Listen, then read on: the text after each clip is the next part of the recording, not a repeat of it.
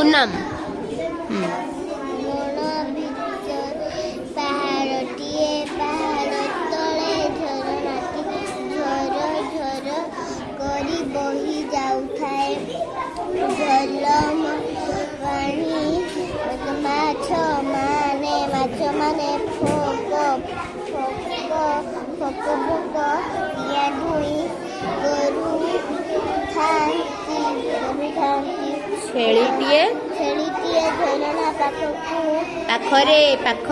ଝରଣା ପାଖରେ ଆସି କଣ ଲେଖା ହେଇଛି?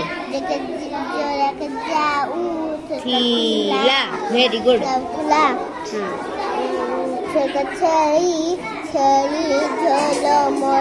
ଛେଳି ଝଲମଲ ପାଣିକୁ ଦେଖିଲା। ଗାଧୋଇବା ପାଇଁ ତାର ମନ ହେଲା।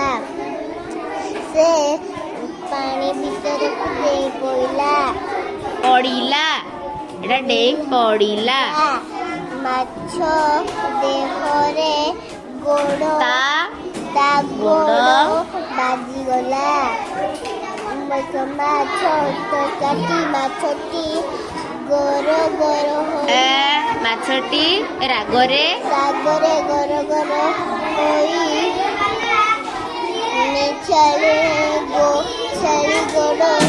ଛେଳିର ଗୋଡ଼କୁ କାମୁଡ଼ି ଦେଲା। Very good.